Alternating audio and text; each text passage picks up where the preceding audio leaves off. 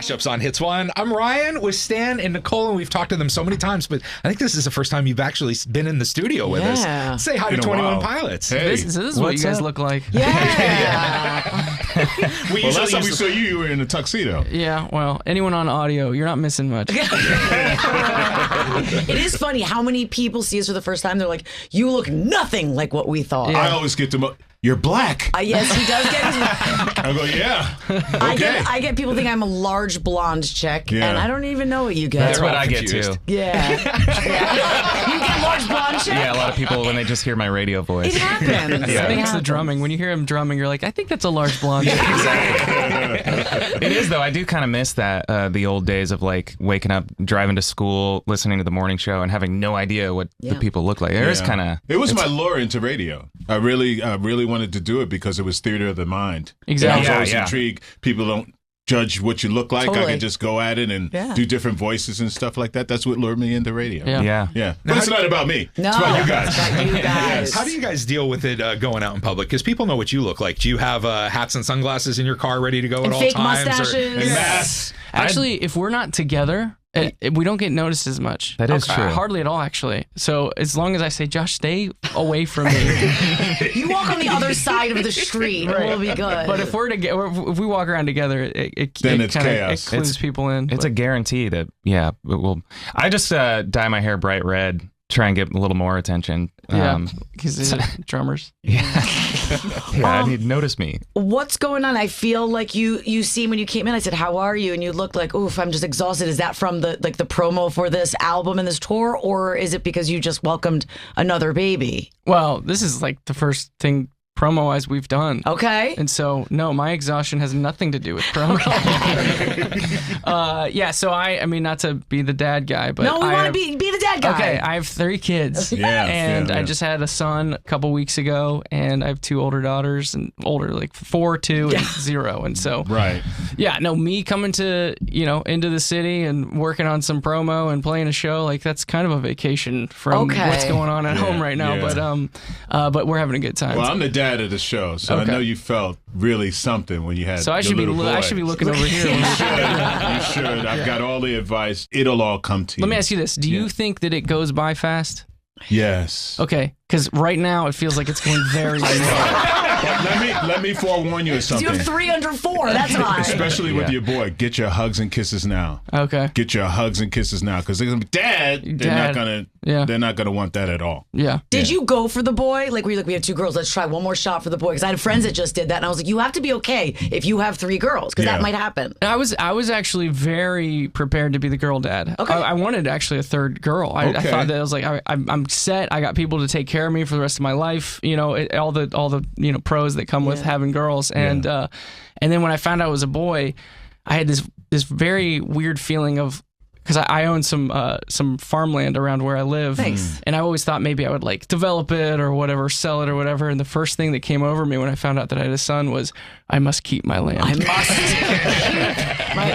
And are you Uncle Josh? Yeah, it can be hit or miss. They're Josephs. So it can be a hard sell, but it's cool to watch Tyler as a dad, and it's cool to watch those little girls, specifically, like, we'll be on the road and they'll FaceTime Tyler, and it's like we met when we're in our early 20s, and now seeing Tyler have kids that like miss him around the house and stuff, it's like, it's cool to see. We're at Morning Mashup on Instagram. 21 Pilots is with Stan, Nicole, and I. And for the lead up to Clancy, you sent out letters to people. Cool. Was it 1,500 people? Yeah. How did you pick which 1,500 people were going to get the secret promo letter? We just picked the hottest ones. Nice.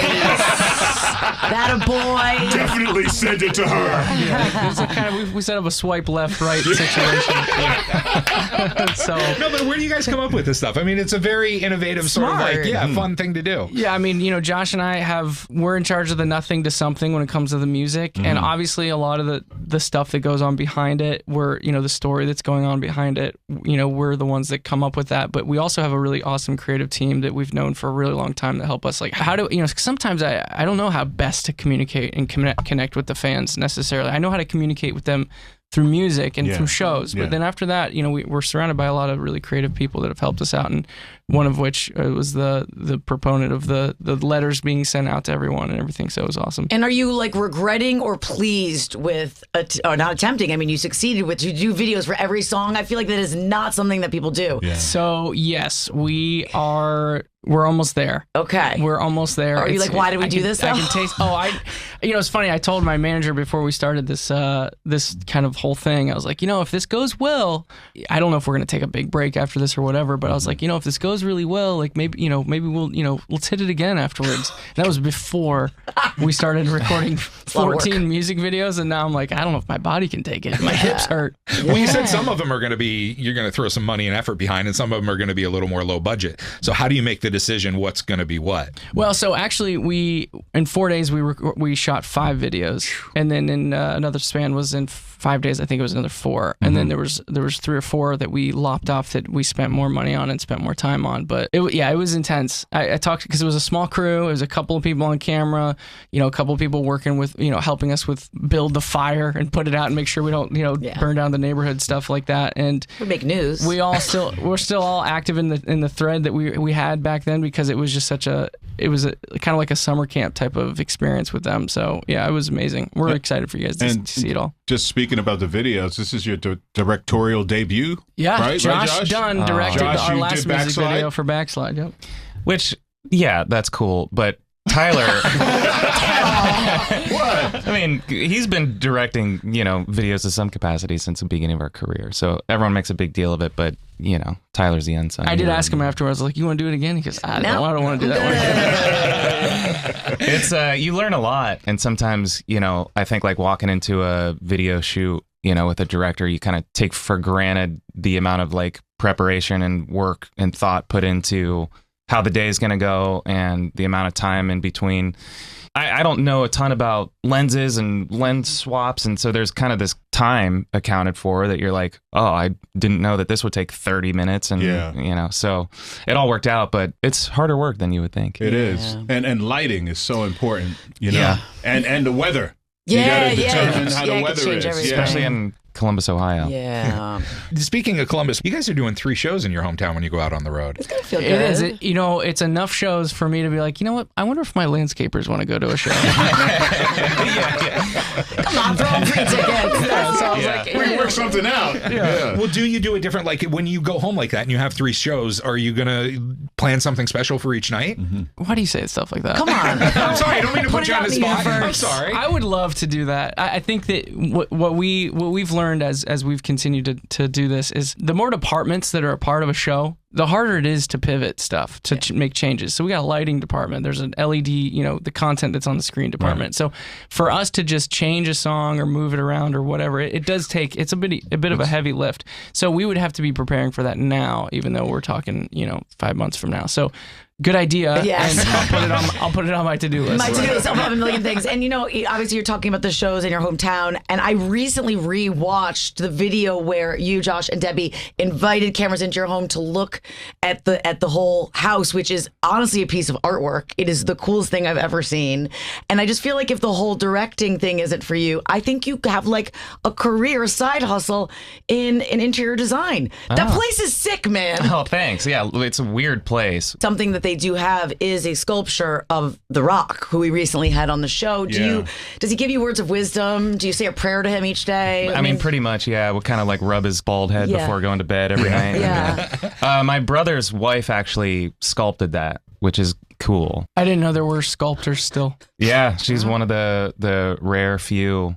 She's really talented. That's what we wanted. It is kind of like when you give big kids some space to play. Yeah. I think I kind of just wanted a place that I didn't really have to leave. Yeah. So just kind of put everything, just like throw everything in there that I would want to do throughout the day, whether it worked or not. That's what we wanted. Yeah, I know. I'm obsessed with it. It's awesome. All right, the Mashup's on Hits 1. I'm Ryan. Good morning, Stan. Hey, good morning, man. Good morning, Nicole. And Clancy's out May 24th, and right here to tell us all about it is 21 Pilots, Stan. Got a chance to hear the album. My favorite so far is Midwest Indigo. Oh, nice. So good. Thank you. You guys do a great album. You could just sit there and go like, wow, and everything you think, oh, that's pretty good. They ain't going to outdo that. You didn't, then you do. Oh, well, the next thanks. song, then you do. And, you know, we've been with you since day one. Yeah. I love your shows, too. Can we go to one? Maybe I think we know a guy that might be able to help us Yeah, we with know a that. guy. Maybe we know Ask a guy. Tyler's landscaper. He can So like how long does it take for you guys to get sick of a song? Like that obviously you like have huge hits and then there's songs that like are like one of ours, you're saying? Yeah, like if you're on stage and you're like, I've sung this song a million times, which you have to do because the fans sometimes want to hear those songs. Has there ever been a song where you're like, I can't sing this again? I think that I've never really understood, because you hear these stories about artists that get sick of their own song. Yes. But man, when you start a song and you feel a room full of people all recognize that song together and get excited for it, that's hard to top. Okay. So I don't know. That makes me happy. I don't know. I think that's kind of something that maybe artists, it's cool to talk about. Okay. It's cool to have that Right. angle about your own stuff. Yeah.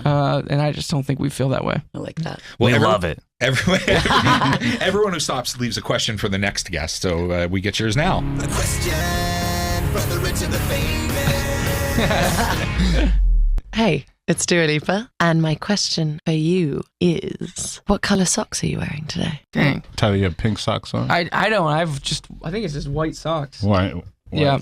White socks. Okay. Josh? Sorry, Dua. Mine are kind of Josh? like Oh, green. okay. And, Oh, they're like fun. tie-dye. They're It's like a tie-dye, yeah. Tie-dye green. I wear all black, and so in order to like feel exciting, I just all the stuff underneath the clothes. Yeah. I do the color. Oh, that's Okay. right. So yeah, he's wearing a black shirt and a black Black pants, but pants. everything underneath is it's popping. Yeah. Oh yeah. Well, guys, thank you so much for being here. Yeah. Rat race, place to place, adding weight. Tendencies on repeat.